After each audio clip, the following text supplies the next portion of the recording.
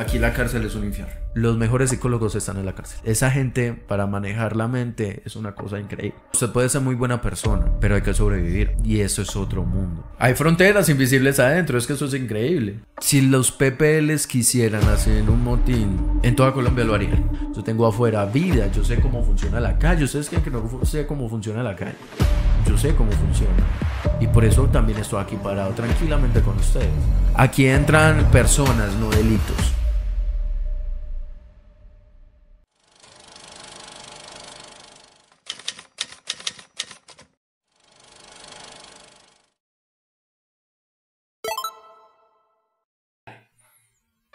Hey parceros, bienvenidos a Cinético, el podcast donde vemos una película y hablamos a través de ella. Esta vez traigo un invitado que, ténganlo ahí, estuvo en la cárcel. Les presento a Mosca, ustedes ya lo conocen de otro capítulo. Eso no te lo esperas. Eso no te lo esperabas, ¿eh? Parce, bienvenido, gracias por estar acá de nuevo. Gracias. Salud, salud, siempre tenemos que empezar brindando. Chin chin, ¿por qué el experimento? Bueno, yo tengo un enfoque, no un campo, que es la delincuencia. Psicología social comunitaria, y pues hice las prácticas en la cárcel. Por eso nos llamaba mucho la atención escoger esta película. Y pues que contraste hay entre este experimento que es de la vida real con Lo que pasa en una este cárcel. contexto, y más el colombiano, ¿no? Peleaban por nada. Precisamente por eso fue, porque si estuvieran ganando, no hubiera habido tanto boroló. O sea, yo creo que ya ellos veían venir a que iban a perder. Y esos son los militares regionalistas. Parce, le subieron mucho el precio acá. ¿Sabe cuánto era? ¿Cuánto? $15. $15 al día. Es un grupo focal, ¿cierto? Para la investigación. Se supone que están buscando gente pacifista por completo, que no tenga historial delictivo ni nada. Porque lo que van a ver es cómo cambia una persona en una zona. Yo creo que lo que no vieron ellos o se percataron era la necesidad, el dinero. También cómo usted se puede mover por dinero y la necesidad donde lo puede llevar. Y es increíble también la película lo que va mostrando, por ejemplo, cosas tan específicas como el dibujo del man de un superhéroe cogiendo a otro. Dentro de la misma cárcel real, tiene que ver mucho, ¿no? Cómo el contexto hace que cada quien vaya a actuar diferente en la misma situación. Mira que no. La individualidad, la subjetividad se pierde un poquito. Yo creo que eso es lo más frustrante de ver en la cárcel. O sea, alguien que realmente usted dice, Puta, ese man no era así. ajá, y usted ve el deterioro, bro, es una cosa loca. Y mire que no mostraron tanto el contexto universitario, ¿Qué? de que el experimento es de allá, por no manchar más el nombre de la universidad. Stanford, sí. Sí.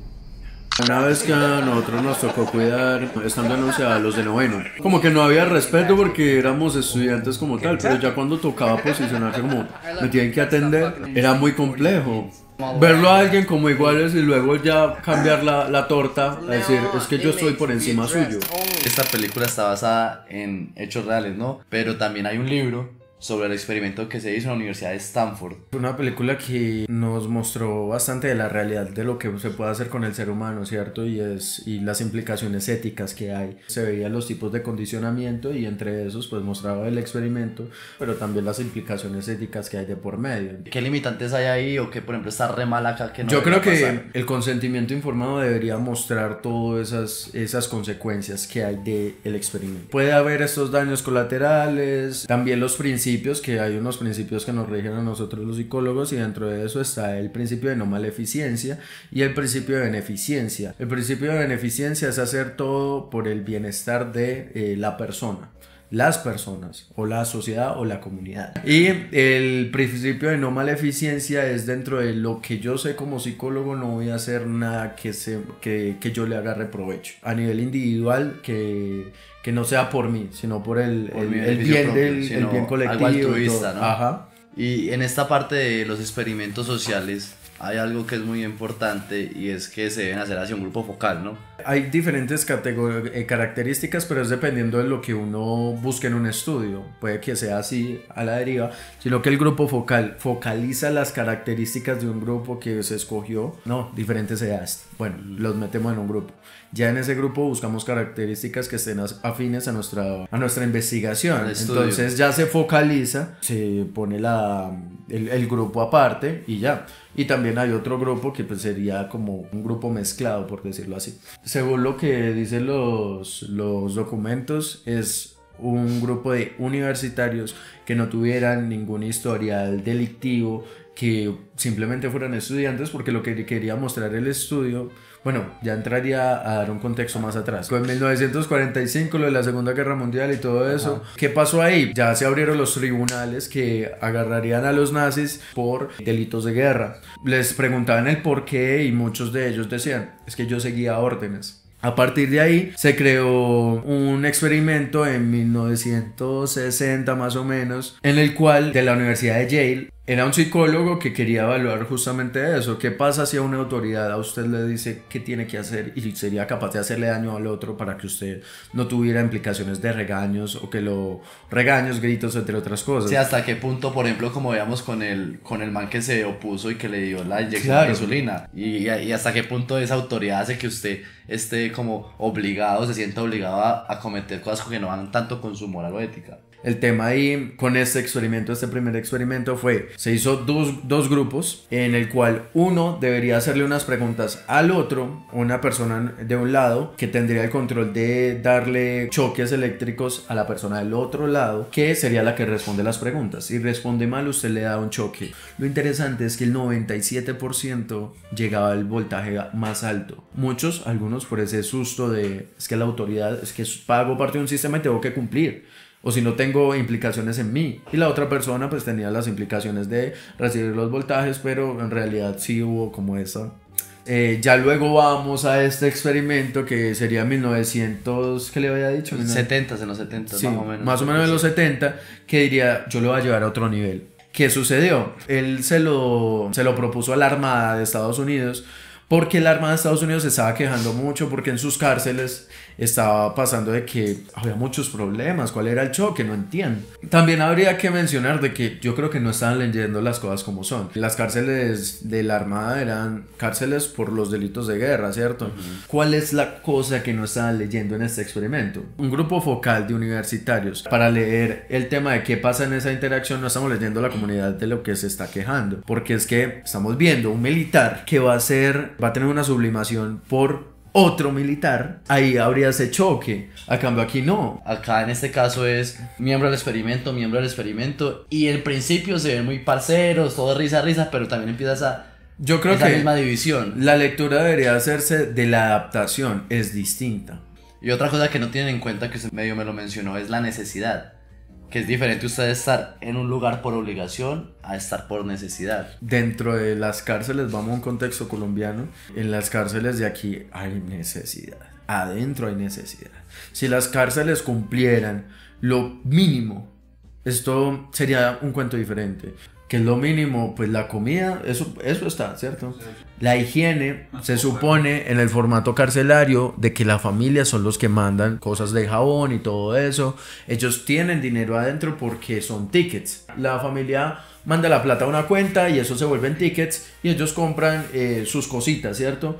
Pero también la cárcel les da unos kits de aseo. Pero entonces si lo comparamos con el de mujeres, en el de mujeres no llega. Y se hace todo lo posible porque le llegue. ¿Qué es lo que pasa? En la cárcel de aquí le caben 335. ¿Y cuántos hay? 900 y pedazos. La lectura que se hace ahí, bro, no hay forma de que le llegue kit de aseo a todo el mundo. Aquí la cárcel es un infierno. Y la lectura, la gente puede decir, las cárceles todas son iguales. Incluso yo esto lo critiqué en un congreso de psicología y lo dije así: ¿cómo espera una resocialización si está mandando una cartilla que va para todas las cárceles de cómo hacer un programa, que es para la resocialización? La lectura es muy distinta, la población es distinta. La cárcel de acá de Pereira tiene un contexto muy distinto a otra cárcel. Es muy tranquila, o sea, esta cárcel es tranquila a comparación de otras. Vámonos a una noticia de ahorita. Mataron al director de La Picota. ¿Y qué sucedió? ¿Cuál es la lectura? Ahorita dijeron, no, es que el nombre de que Plumas, que entonces lo mandó a pelar el Pluma, y eso lo dijeron en las noticias. No, porque él no acató y lo amenazaron constantemente.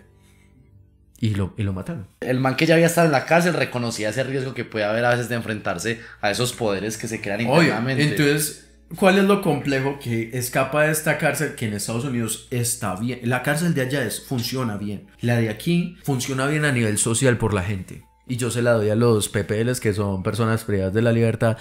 Funciona bien por ellos y por algunos del IMPEC, ¿cierto? Es una pequeña sociedad. Son 5 patios y en los 5 patios funciona un sistema distinto. Es como pasar de una ciudad a otra. La gente se cuida entre ellos. Obviamente hay unas reglas dentro, naturales, pero ellos se cuidan más entre ellos que la misma organización. Y normalmente, ¿cómo separan esos patios? Pues aquí había solo un patio, ¿cierto? Pero normalmente cuando son cárceles así que son de mayor tamaño, ¿cómo se separan esos patios? Está la de delitos sexuales, que ahí adentro también está la comunidad indígena, la comunidad LGTBIQ+, y la comunidad de personas con enfermedades mentales. La mayoría de ese patio son adultos mayores, es increíble. Y que naturalmente cuando rotan en los patios, que por problemas o XY motivo terminan en ese patio, que es el más tranquilo. Ese patio es muy tranquilo, porque justamente son adultos mayores, ahí no se nota como hay alguien, una jerarquía, por decirlo así. En los otros patios están por tráfico y consumo de estupefacientes, homicidios y pues ya hacer concierto para delinquir. Que o sea, que se clasifican según los delitos. Sí, se supone, ¿cierto? Yo tuve a cargo el programa de SPA, el programa de pipas. El programa de pipas. Que en este programa la población es los de delitos sexuales. Yo ahí rompí todos los esquemas que quiera. Entonces yo hice una cartografía corporal, de eso me va a acordar toda la vida. ¿Una qué? Una cartografía corporal es hacer una silueta del cuerpo. Yo hice que ellos dividieran la silueta y pusieran todo lo malo que le dice la sociedad y todo lo bueno que le han dicho. En todo lo malo decían cosas como que me amarren o que me digan sí, violador, un montón de cosas, pero había cosas específicas que tenían que ver con ellos. Por ejemplo, el del amarre me empieza a decir, no, es que a mí me amarraron cuando yo era pequeño, es que mis papás me dejaban todo el día fuera de la casa amarrado a un poste y eran días así. El tema va de cómo entonces yo voy a someter a otro igual como me sometieron a mí, aprendieron eso y como de que de alguna manera, como lo vimos con él, como pasaba con la mamá, cambiaba eso y causaba satisfacción. No es excusar, pero es entender de dónde proviene. No es excusar, pero entonces entiendan de dónde viene eso. Porque muchas veces, lo mismo Garavito, pues uno ve la historia de Garavito, no, marica comió mierda. También hace parte de la sociedad como abriga muchas cosas. También está mal este individuo que la cagó,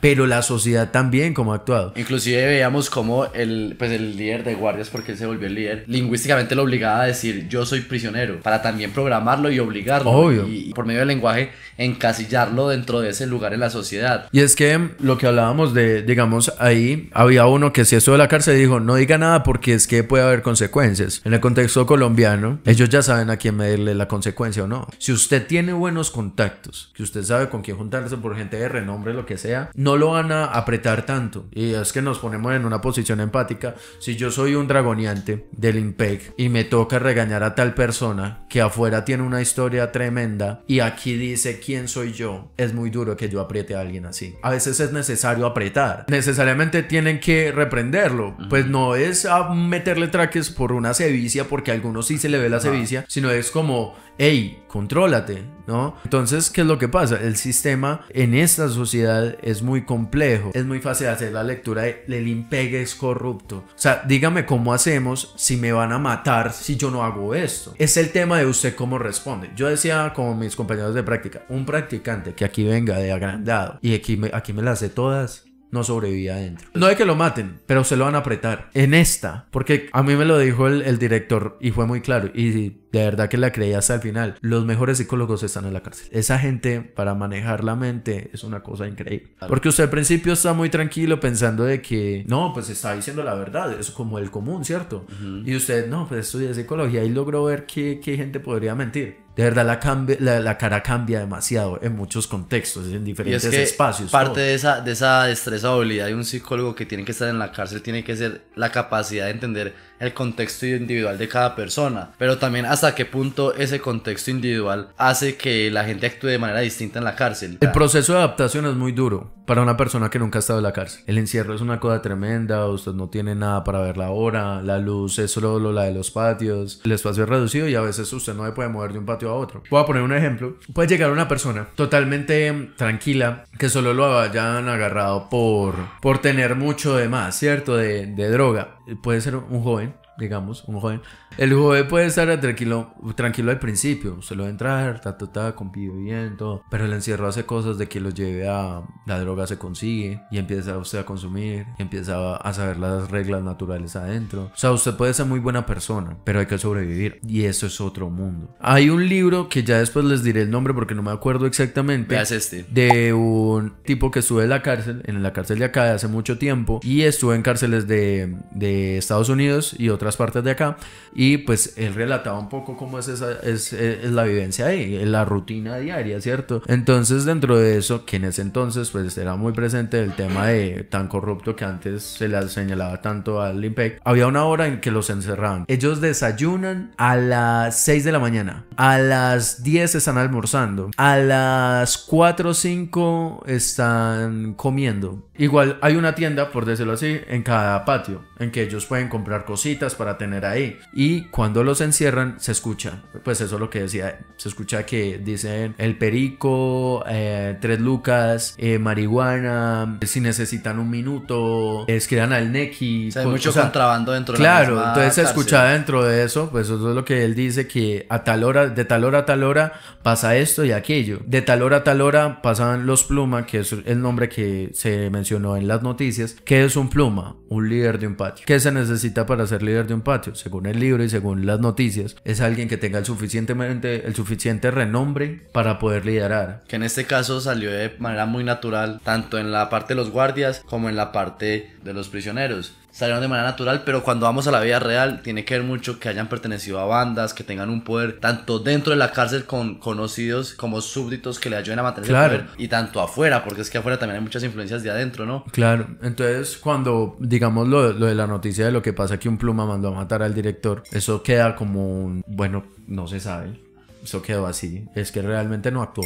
Pasa muchas de estas cosas y uno puede encontrar en TikTok que hay gente que está en la cárcel y haciendo un live y usted dice, bro. Entonces son muchas cosas y es muy complejo de manejar. Y en esta cárcel, pues en esto de aterrizándolo a la película, pasa de una cárcel que podría ser ejemplar, que tiene un espacio de recreación, Sí. que tiene un espacio, un buen comedor. No sabemos si en la vida real, porque pues eso fue en un sótano de Stanford, entonces Ajá. pues quién sabe si había esos espacios de recreación. Vamos a las consideraciones que hay en medio de qué significa un experimento social. La psicología es muy compleja y hacer estos experimentos nos ha traído cosas buenas Y consecuencias. No, y las consecuencias son las que hoy en día se puedan tener consideraciones éticas en lo que se hace, ¿cierto? Por ejemplo, el caso del pequeño Albert, no sé si lo conocen. El caso del pequeño Albert era un condicionamiento para ver cómo se le podía implantar una fobia a un niño de 9 meses. ¿Qué requerimientos se necesitaba para buscar el niño? Que no reaccionara. El niño no lloró al principio cuando salió del vientre de su madre. Watson lo utilizó y dijo, bueno, vamos a ver qué. Entonces cuando él lo aborda, nada hacía despabilar al niño, nada lo hacía llorar. Él se puso una máscara de Santa Claus, se puso una barba y el niño se asustó. La mamá lo sacó del experimento. ¿Qué es lo que tenía que hacer él? Quitar la fobia. Porque uno dentro de los objetivos que tenía él, de sensibilizar eso, de lo que él generó esa fobia, y pues no lo cumplió. ¿Qué consecuencias buenas tuvo? Pues obviamente hoy sabemos mucho de comportamental, el condicionamiento que hay, de lo que es el premio, lo que es el castigo, un montón de cosas, pero la implicación para el niño era gigante. El niño muere a los 6 años, pero no tiene nada que ver con lo de la fobia, muere por otras implicaciones. La psicología por todo lado, y pues ya hablando, digamos, con el psicoanálisis, por ejemplo, que es cuanto aparte de la psicología, la hipnosis lo hacían los médicos. La hipnosis lo hacían los médicos y al principio las implicaciones no se leían. La hipnosis tiene efectos secundarios malos, porque yo no sabía eso. Los médicos al principio lo utilizaban, los hipnotizaban y bueno, les decía, bueno, muévase. Que tal brazo no lo puede mover. Entonces, a ver si era algo médico o en realidad algo psicológico. Algunos sí lo movían. Y, este está cuánto chimbo, ¿cierto? Pero entonces hay otros que no lo movían. Ya los psiquiatras como tal, Freud, que ya lo haría con otro médico que no me acuerdo, se llamaría el método catártico. El método catártico se enfocaba a hipnotizar y sacar todo eso que hay reprimido, por decirlo así. Entonces se abordaba eso y como que ya emergió, entonces ya lo destaponó. Pero se dieron cuenta que justamente cuando iban a dejar el proceso, se agudizaba el síntoma. Tenían sueños, delirios, alucinaciones, porque son manifestaciones del inconsciente de eso que pasó. Si yo a usted lo tapono, según lo del psicoanálisis, si yo a usted le digo, le quito una fobia, eso se va a movilizar para otro lado, eso no se tapona. Por medio de hipnosis se moviliza inconscientemente. Entonces la gente cree que lo erradica, pero no es erradicarlo, se va a movilizar para otro lado y va a generar otro problema. Entonces viéndolo con los experimentos, pues justamente eso, hubo consecuencias en ese entonces, pero hoy en día cambia mucho de eso. Lo mismo que hacían el condicionamiento con ratas y hoy en día vemos que pues en las universidades no se utilizan ratas. A mí me tocó, a nosotros nos tocó con animales que nosotros tuviéramos y que quisiéramos condicionar, ¿cierto? A mí lo que me tocó fue lo de condicionar a mi perro, entonces yo hacía que mi perro no se volviera a orinar en el baño, entonces yo me salía del apartamento y dejaba grabando. Entonces a veces pasaba ahí al frente, entonces yo entraba y le daba el banano porque él no entró al baño y lo mantenía haciendo y ya no entraba al baño, se quedaba sentado bien. Fue intermitente lo del banano y ya él no esperaba una respuesta, ya él sabía lo que tenía. Como el experimento de los simios. ¿Usted no lo ha escuchado? Que hay una escalera y hay unos bananos arriba. Cada vez que un simio coge un banano, ¡pum!, a todos los simios lo mojan. Entonces el simio la primera vez, todos lo ven, el primer simio sube, ¡pum!, jala el banano, los mojan y todos ¡pum!, le empiezan a pegar el simio. Y cada vez van reemplazando cada simio, hasta que todos los simios que están nunca saben lo del banano, pero ninguno sube, porque sabe que si suben, lo cascan, pero no sabe por qué, porque ya toda esa sociedad está condicionada así. Claro. Esa privación de la libertad afecta mucho la sexualidad, ¿no? Sí, en África el 90% de delitos son sexuales. O sea, hay hurtos, pero hay violación, siempre, de ley. En las cárceles de África optaron, porque no había forma de controlar eso de las violaciones, de poner los condones en las celdas. Y eso es real. También lo de alguien que murió, las razones no se sabe, los archivos no dicen nada, pero alguien murió y eso causó un antes y un después en el experimento. Hay gente que no cree, pero hay mucha gente que le da trastornos en la cárcel. O sea, tiene muchas enfermedades mentales en la cárcel.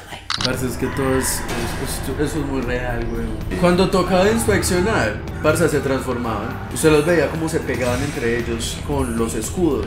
Y cuando iban a entrar, iban con toda. O sea, usted ya está sufriendo tanto que usted dice, bro, ya me toca buscar otra salida, como maquino, pensando otra cosa, así lo va a matar. No, y hay límites, usted puede ser pacifista lo que quiera, pero está expuesto a algo que de verdad lo requiere. Es eso, la prisión no reivindica mucho, sino que más bien termina de trastornar. Y justamente la gente piensa en realidad que los pacifistas ya tienen que aguantar todo, y eso no es así. Entonces no, que ustedes exigen pero no dan, pero es que ya llega un punto que me está faltando al respeto. ¡Ay, ve! Ahí sí, la recordar eventos históricos. Yo creo que en este momento ya podemos ir a esta nueva sección que se llama 6 datos cinéticos.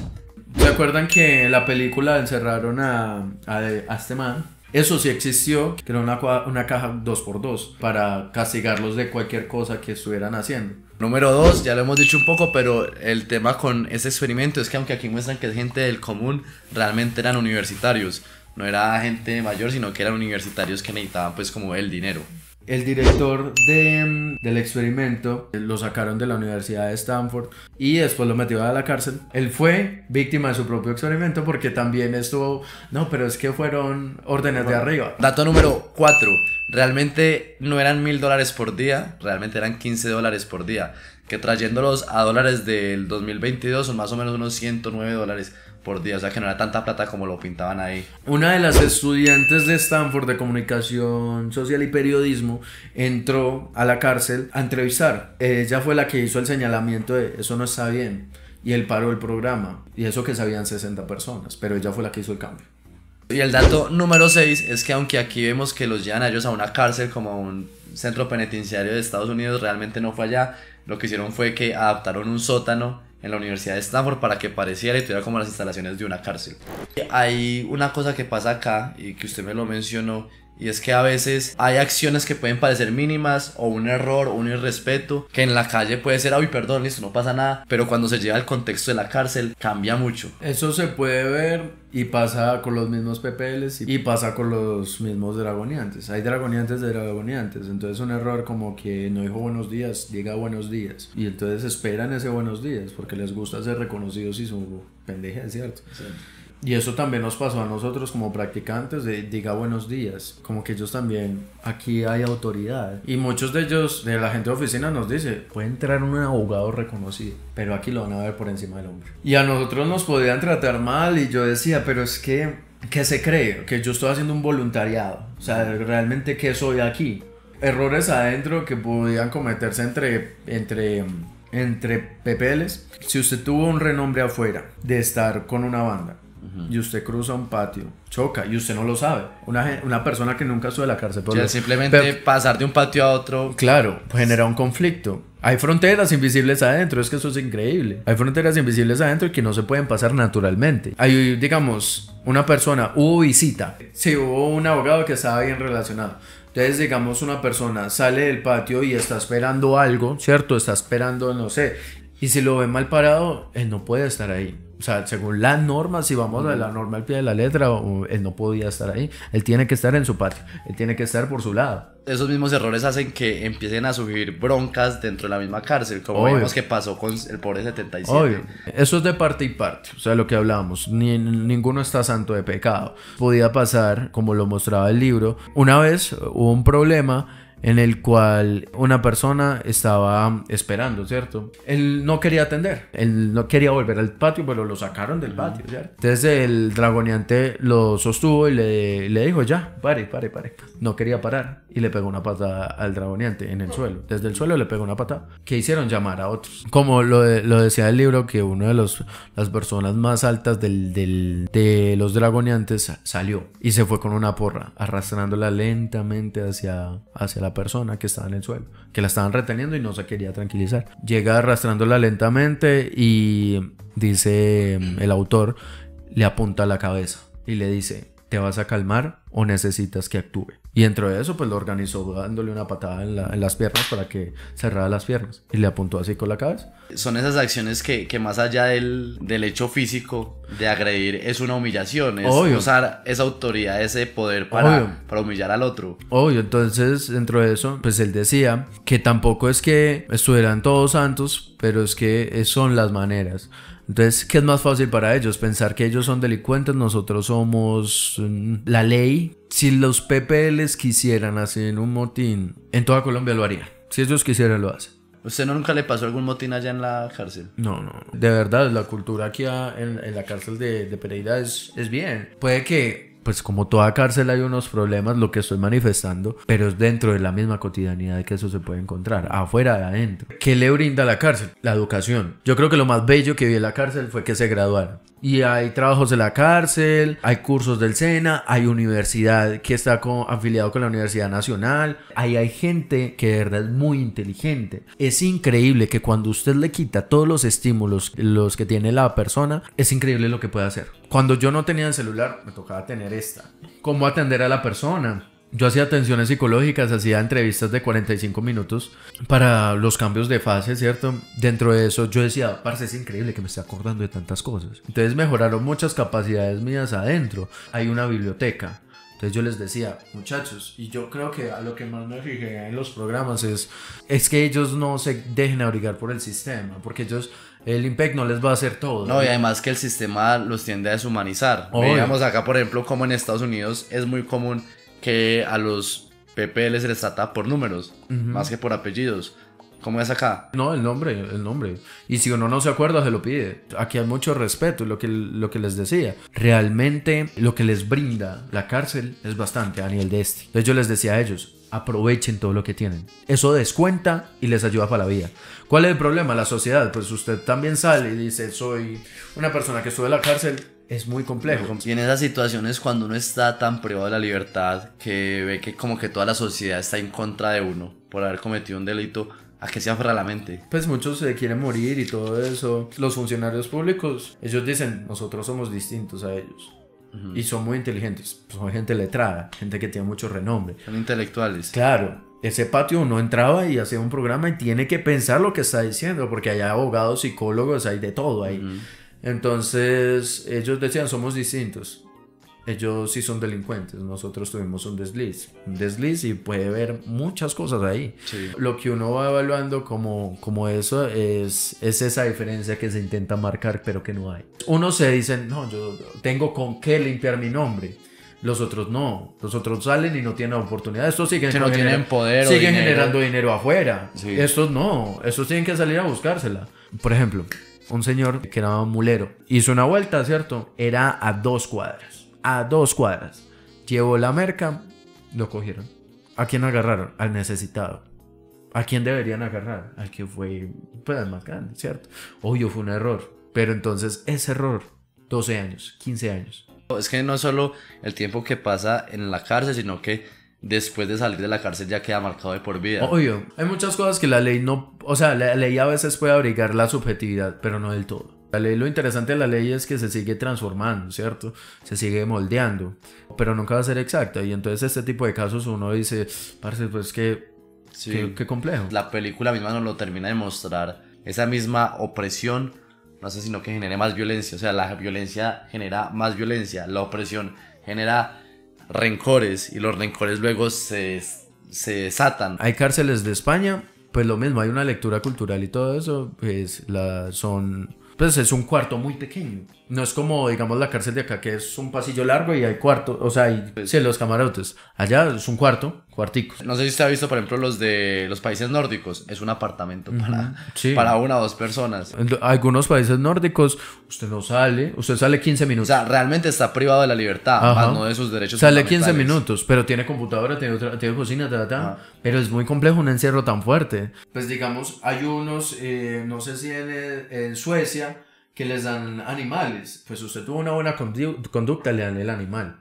Pero vamos a un contexto en el que el país funciona. Este país pues tiene otras cosas que necesito, o sea, incluso gente dentro de la cárcel necesita mandar dinero a su familia. Sí. Entonces a veces pueden, o sea, ya cuando entran a una fase de confianza se les paga cierto dinero. O sea, a nivel general, bien. Sí, van dando. Sí. Van dando. que es lo Entonces importante. ellos pueden mandar plata a su familia y todo eso. Hay gente que tiene hijos por una conyugal, entonces toca responder. Sí, hay guarderías en Obvio. ocasiones. Sí hay consideraciones, de alguna otra manera hay consideraciones, pero el trabajo gigante que hay dentro de las cárceles, esa parte social. Sí, lograr resocializar, porque yo creo que allá es lo que deben apuntar las cárceles, pues como ya para concluir, que no sea un espacio de creación de más delincuentes. Que no sea la escuela de la delincuencia, sino que sea un espacio para resocializar a los humanos y que realmente la sociedad está dispuesta a reintegrarlos, porque ese es el problema, también es de parte y parte. No sirve de nada tener unas cárceles excelentes si saca unos profesionales de las cárceles y la sociedad no está preparada para perdonar y para aceptarlos también dentro del sistema. Obvio, y que créanme que yo quiero dejar ese mensaje de que las personas, no todos son malos, o sea, hay unos que sí se resocializan, otros que sí tienen una reincidencia en la hijo de madre, ¿cierto? Pero créanme que hay personas muy serviciales adentro. A mí me decían que no dijera mucha información personal. Y yo decía, pero es que ustedes creen que yo no tengo, que yo soy de un riquito, pues, porque me decían, es que usted es de universidad privada y todo eso. Y yo les decía, es que yo tengo vida, yo tengo afuera vida, yo sé cómo funciona la calle. Ustedes creen que no sé cómo funciona la calle. Yo sé cómo funciona. Y por eso también estoy aquí parado tranquilamente con ustedes. Entonces yo les contaba eso, les contaba anécdotas mías y generaba más empatía. Es que ¿quién dice que un psicólogo no tiene una vida? O sea, yo hago cosas y él hablo por mi nombre, no por la carrera. Como profesional soy una cosa, como persona puedo ser otras cosas. Entonces me decían, no, es que porque dijo eso voy a quedar mal parado. Y si quieren saber algo de mí, está aquí el nombre, es que me van a buscar. O sea, es así de simple, la identificación la tengo.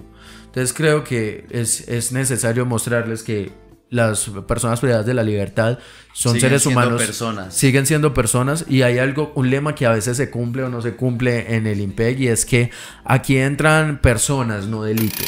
Que bueno, ahí darse cuenta, marica, era un experimento. Ahí todos están fuera de su realidad. No, y simbólicamente, ¿qué significa la luz roja? Que usted ya ahí mismo le hace pensar qué consecuencias hay. Pero vea ¿qué cambio? Estamos afuera, ya no lo toco a pesar de que me orino, me cago, me todo. Ya se acabó el experimento. Excelente. Y ahorita que ya estamos cerrando con esto, y para saber qué pasa después con los personajes de haber salido de este evento traumático, vamos a esta sección que se llama ¿Qué pasa después? Listo, usted ya sabe cómo funciona este tema, entonces yo le voy a poner a usted el personaje. Listo, yo quiero saber qué pasa con el líder guardia, con este señor de acá. Yo sí no voy a matar perros como el mono. No. Él termina allá en la India y ¿Se va para la India? Sí, el man dice, no, lo voy a buscar. Yo esta no me la calo, necesito otra miada más. Se lo encuentra ahí bañándose en el río Ganges y dice, aquí fue. Y fue y lo mió. Y el man lo vio y dijo, Lo volvió a mirar. Sí, Lo volvió a miar. Lo volvió a miar.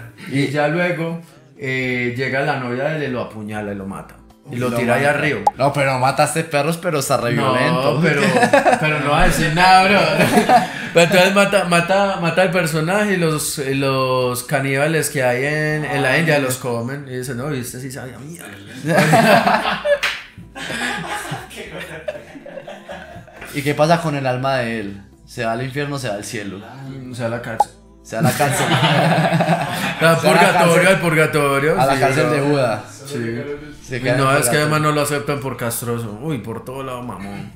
¿Qué pasa con el man que está viendo pornografía? ¿El man quedó ahí tirado o qué? Sí, que más. Ah, ¿Qué? murió, vivió, sí. Bueno, realmente él no murió. Porque pues si vemos cuando después estamos dando las noticias, dicen que murió Benji, que era el diabético, pero el man no murió. Pero él sí quedó con problemitas. El man quedó en silla de ruedas, Quedó ya no podía culeando con hablar él. bien. Con el muerto. Perdió todo. Ay, mosca, por favor. Perdió de aquí para abajo su funcionalidad, o sea que parce perdió su sexualidad, pero él descubrió que le gustaba redactar historias eróticas y empezó a hacer una novela erótica de la cárcel de personas homosexuales. Y con esa novela erótica él la escribió como podía, así parpadeando en su silla de ruedas. Se hizo famoso. Llegó una productora, Toy Animation, y le dijo, yo le compro esa historia. Yo le compro esa historia sexual y vamos a hacer un hentai con esa historia. El man parce resulta que empieza a recibir demandas por el hentai porque esa información que estaba en el experimento de Stanford era confidencial. Él había firmado un contrato de confidencialidad y gracias a eso lo meten a la cárcel. Parce, muchas gracias por estar aquí. Espero que les Ha haya sido gustado. una excelente experiencia. Segunda persona en repetir acá. Espero que te haya gustado, que haya sido mucho más reconfortante. Igual si les gustó este capítulo, pueden ir a ver el otro. También es muy chimba. Hablamos de psicología, de Stutz. Y gracias por estar acá. Algo que le quiera decir a los cinéticos antes de irse, de despedirnos. Nada, quién sabe, un tercer capítulo. Bueno, pero entonces que dejen en los comentarios la película que les gustaría Sí, ver obvio. con el Mosco de nuevo. Y a ustedes cinéticos, ya saben, Muchas muchas gracias. gracias por estar acá apoyándonos, siguiendo sintonizados. No olviden darle like, suscribirse, porque están hasta aquí, hasta este punto y no están suscritos. Pues parce, no sé qué les Ey, pasa, por comentar favor, y ¿qué comentar. están haciendo? Y comenten, ya saben qué comentar, qué película quieren de psicología. Muchas gracias por todo y sobre todo no lo olviden, manténganse cinéticos.